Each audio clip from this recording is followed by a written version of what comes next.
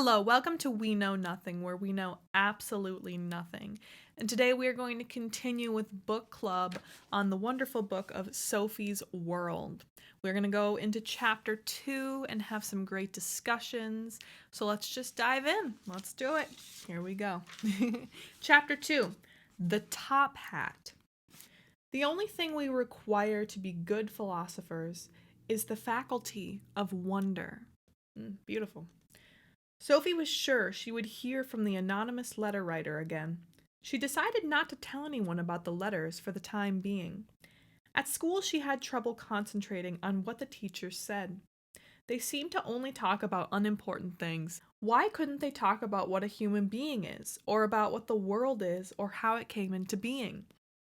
For the first time, she began to feel that at school, as well as everywhere else, people were only concerned with trivialities. Isn't that sadly true?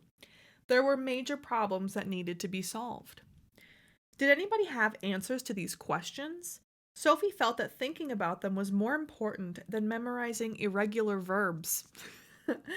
When the bell rang after the last class, she left the school so fast that Joanna had to run to catch up with her. After a while, Joanna said, "Do you want to play cards this evening?" Sophie shrugged her shoulders. "I'm not that interested in card games anymore." Joanna looked surprised. "You're not? Let's play badminton then." Sophie stared down at the pavement, then up at her friend. "I don't think I'm that interested in badminton either." "You're kidding." Sophie noticed the touch of bitterness in Joanna's tone. Ooh, yes, that also brings up a good point.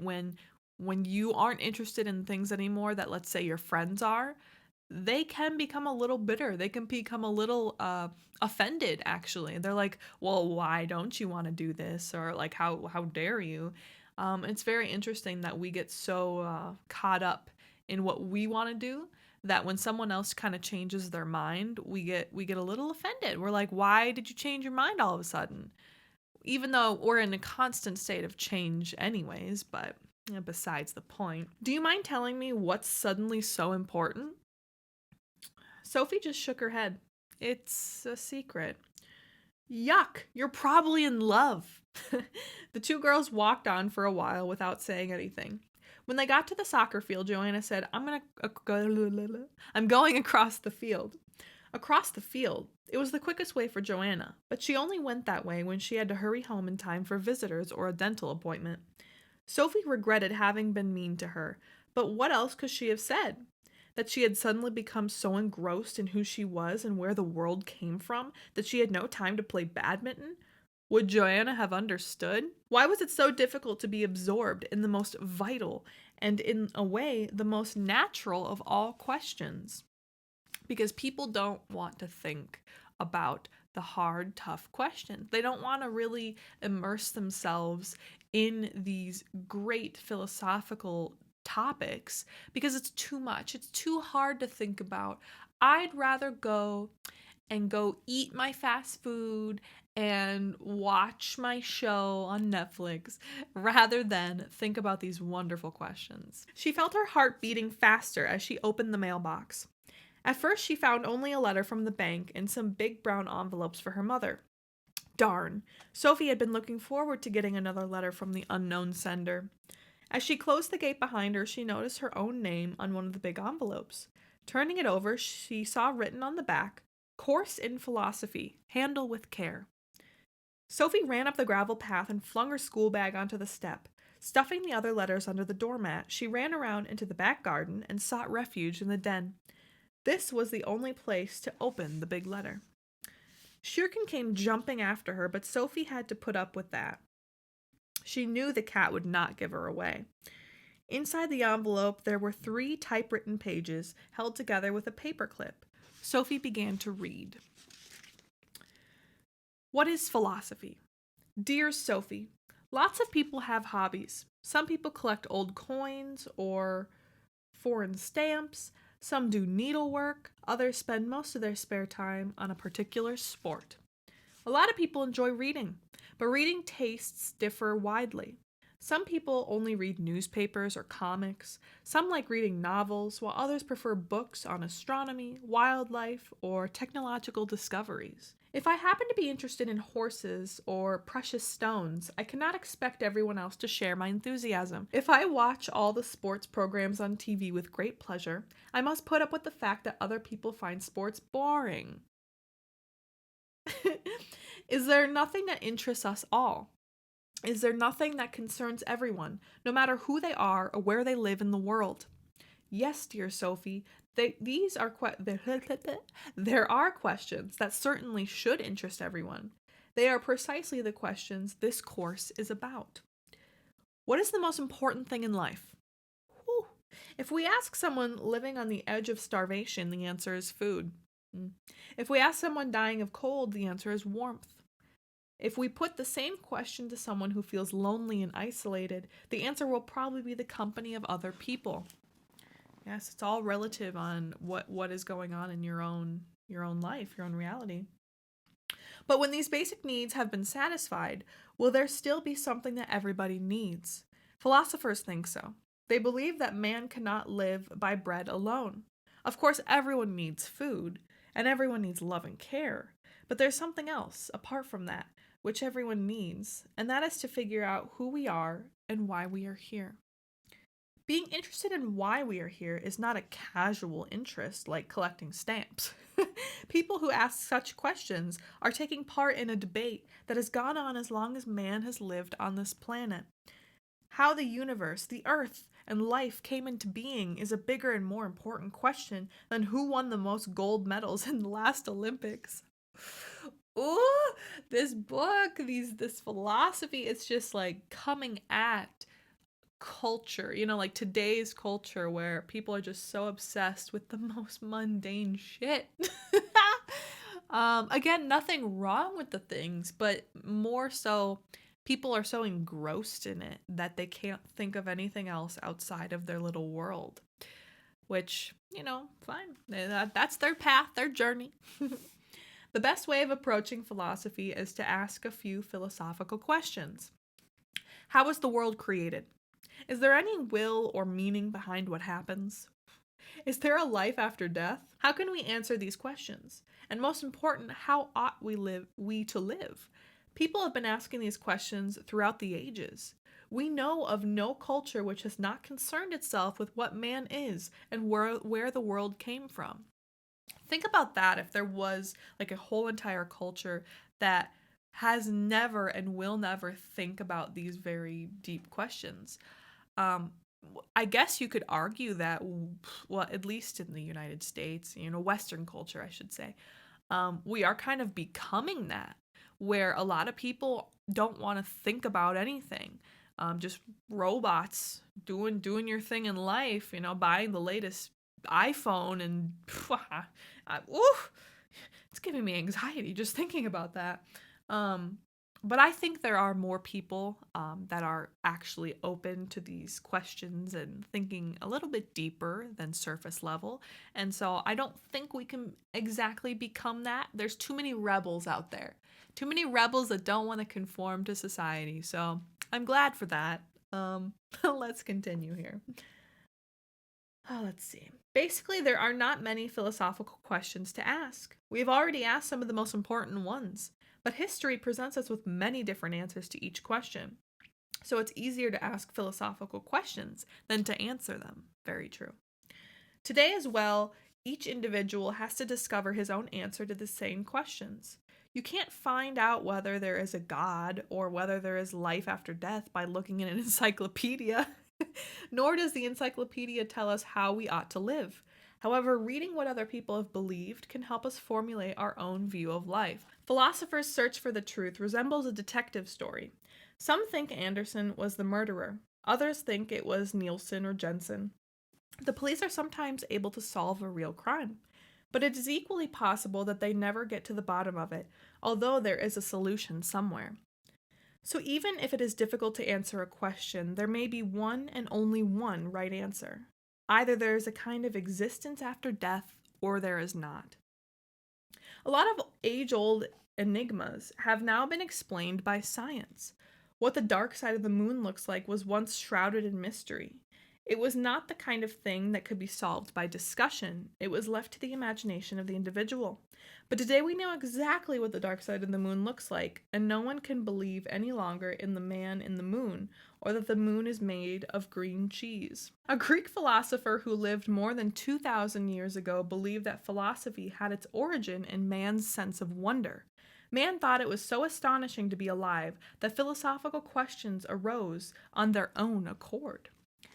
It is like watching a magic trick. We cannot understand how it is done, so we ask how the magician can change a couple of white silk scarves into a live rabbit. A lot of people experience the world with the same incredulity. This word, I can never pronounce it. Incredulity. You know what? We're going to skip that. As when a magician suddenly pulls a rabbit out of a hat, which has been shown to them empty. In the case of the rabbit, we know the magician has tricked us. What we would like to know is just how he did it. But when it comes to the world, it's somewhat different. We know that the world is not all sleight of hand and deception because we are here in it. We are a part of it. Or is it simply an illusion? Actually, we are the white rabbit being pulled out of the hat. The only difference between us and the white rabbit is that the rabbit does not realize it is taking part in the magic trick. Unlike us, we feel we are a part of something mysterious, and we would like to know how it all works. P.S. As far as the white rabbit is concerned, it might be better to compare it with the whole universe. Oh, yeah. We who live here are microscopic insects existing deep down in the rabbit's fur. But philosophers are always trying to climb up the fine hairs of the fur in order to stare right into the magician's eyes. Are you still there, Sophie? To be continued. Sophie was completely exhausted. Oof, same. Still there? She could not even remember if she had taken the time to breathe while she read. Who had brought this letter? It couldn't be the same person who had sent her birthday card to Hilda Moeller-Nag because that card had both a stamp and a postmark. The brown envelope had been delivered by hand to the mailbox, exactly like the two white ones. Sophie looked at her watch. It was 2:45. Her mother would not be home from work for over 2 hours. Sophie crawled out into the garden again and ran to the mailbox. Perhaps there was another letter. She found one more brown envelope with her name on it. This time she looked all around, but there was nobody in sight. Sophie ran to the edge of the woods and looked down the path. No one was there. Suddenly she thought she heard a twig snap deep in the woods, but she was not completely sure, and anyway it would be pointless to chase after someone who was determined to get away. Sophie let herself into the house. She ran upstairs to her room and took out a big cookie tin full of pretty stones. She emptied the stones onto the floor and put both large envelopes into the tin. Then she hurried out into the garden again, holding the tin securely with both hands. Before she went, she put some food out for Shirkin. Kitty, kitty, kitty! Once back in the den, she opened the second brown envelope and drew out the new typewritten pages. She began to read. A strange creature. Hello again! As you see, this short course in philosophy will come in handy-sized portions. Here are a few more introductory remarks. Did I say that the only thing we require to be good philosophers is the faculty of wonder? If I did not, I say it now. The only thing we require to be good philosophers is the faculty of wonder. Babies have this faculty. That's not surprising. After a few short months in the womb, they slip out into a brand new reality. I'm sorry. They just slip right out. Okay, I'm good. My sense of humor, I'm so sorry. But as they grow up, the faculty of wonder seems to diminish. Why is this? Do you know? If a newborn baby could talk, it would probably say something about what an extraordinary world it had come into. We see how it looks around and reaches out in curiosity to everything it sees. As words are gradually acquired, the child looks up and says, "Bow wow," every time it sees a dog.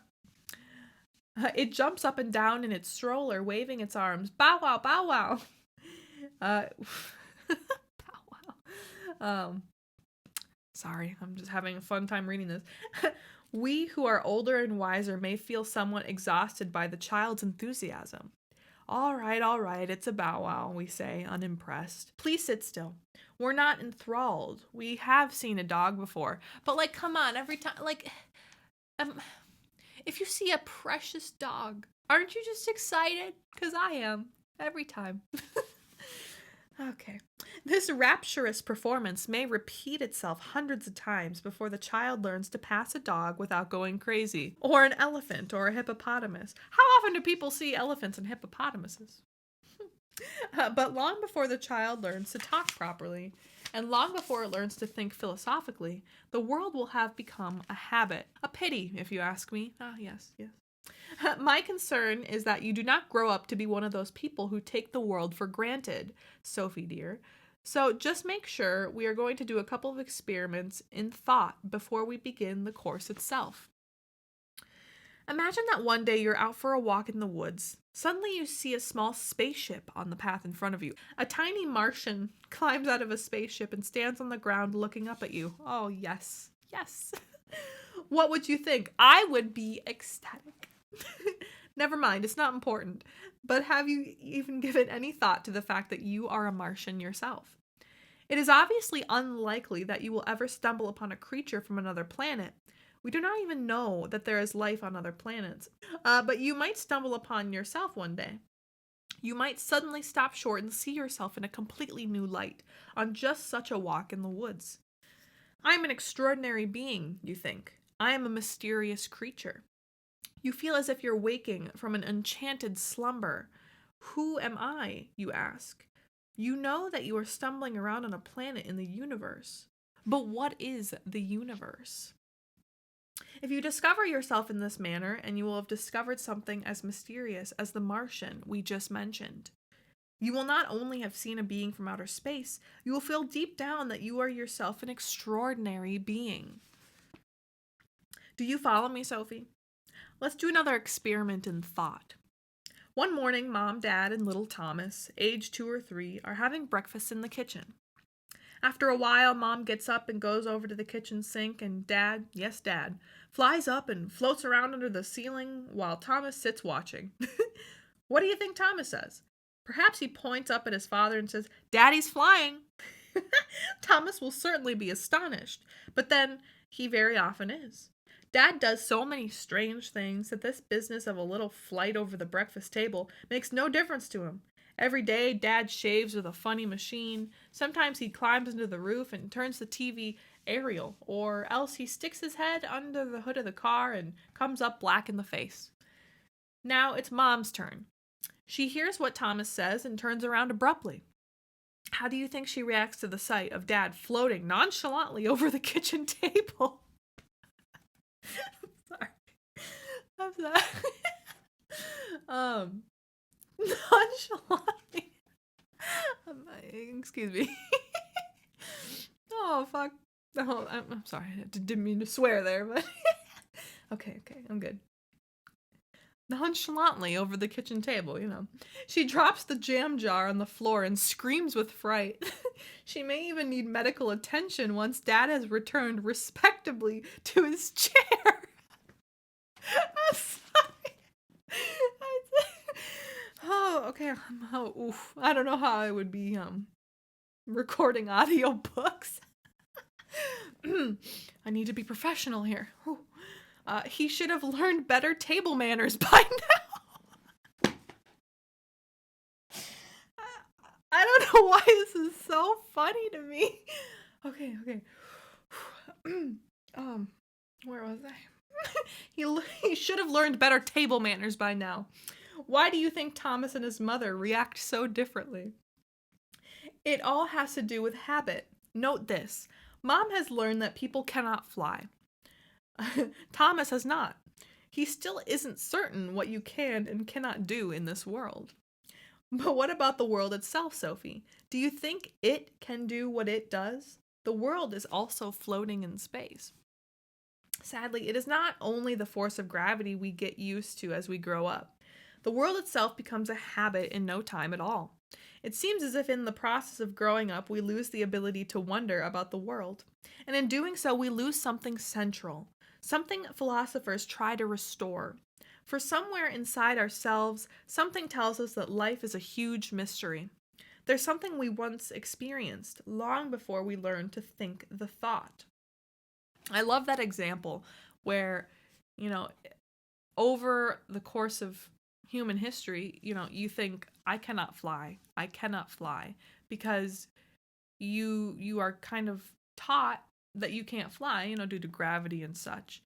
But when you're a kid, you don't really know. And a lot of kids think, oh, I'm a superhero. I can fly. Imagine, just let's take this scenario. Imagine every single person in the world believed wholeheartedly 100% that they could fly. Could they potentially fly? Without an airplane, just, get up out of your seat and blast off, That would be very interesting if every single person, absolutely believed it. That might have some power there, but... All right, let's continue.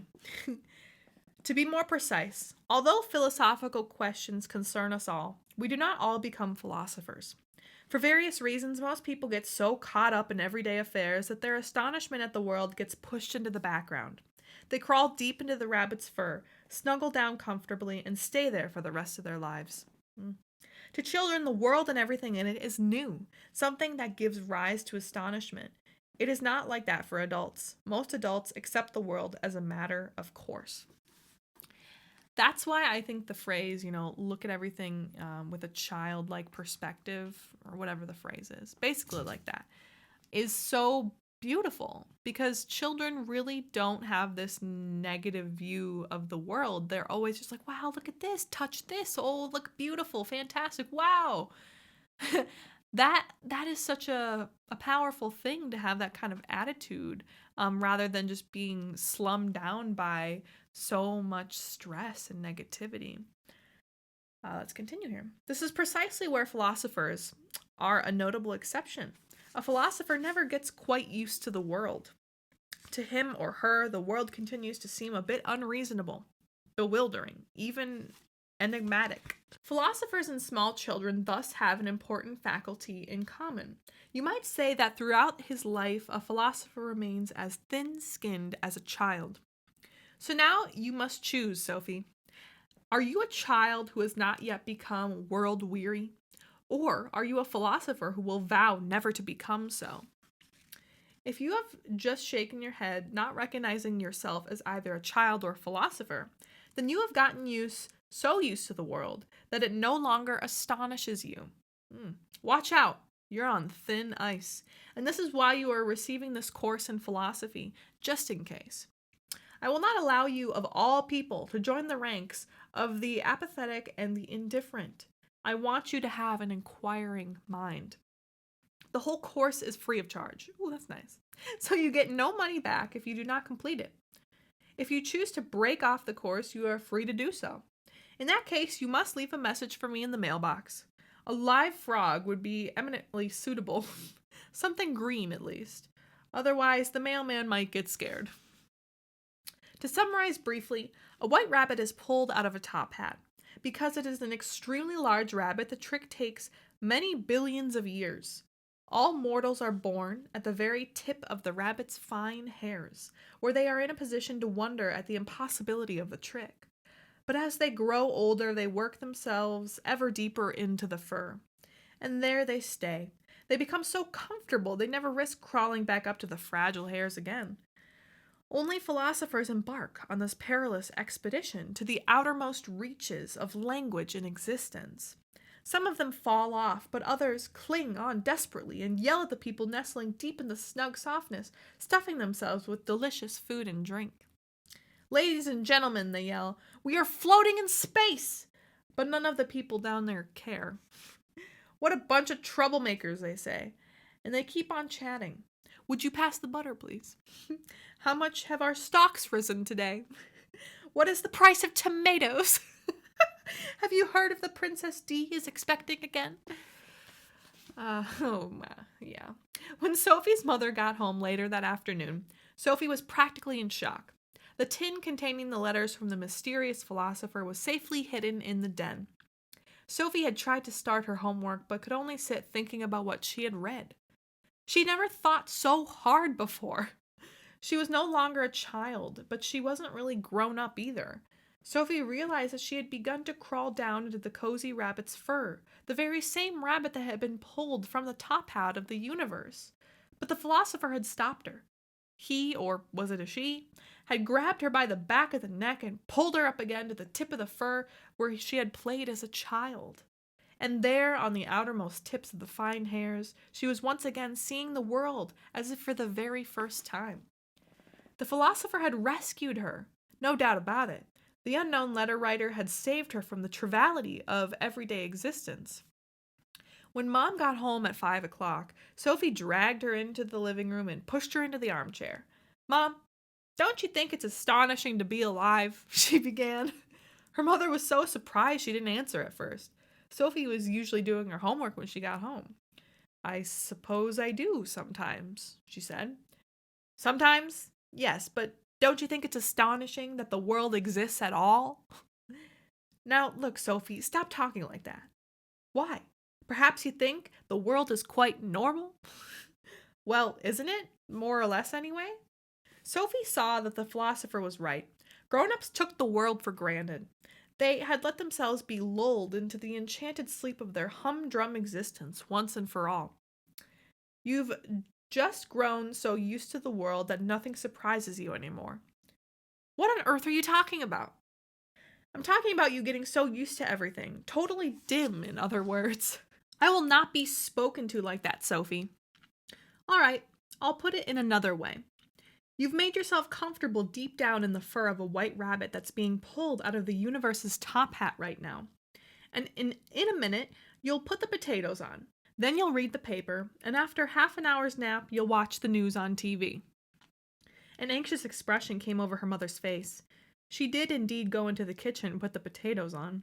After a while, she came back into the living room, and this time it was she who pushed Sophie into an armchair. "There's something I must talk to you about," she began.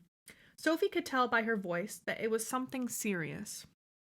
"You haven't gotten yourself mixed up with drugs, have you, dear?" Sophie was just about to laugh, but she understood why the question was being brought up now. "Are you nuts?" she said. "That only makes you a duller." No more was said that evening about either drugs or white rabbits. And that is the end of chapter 2, which is the top hat. So we're getting a little bit deeper into things, and as you could tell throughout the story, Sophie is not being received very well right now. She is being seen as crazy. Her own mother thinks she's on drugs. So it kind of goes to show that these topics tend to make people very uncomfortable. And it's understandable because when you're in such a way of life, when you're in such a habitual life, you don't like going outside of that. And when new ideas and new things come to you, you kind of push it away. You almost hide it. You don't want to acknowledge it. It doesn't even exist to you. So, yeah, I understand the struggle of that, kind of being the black sheep, I suppose. But a very, very interesting chapter. We are getting deeper and deeper into this. I'm so excited for chapter 3, so I hope you continue along with us on this journey through Sophie's world. Thank you so much, and I hope you have a wonderful day.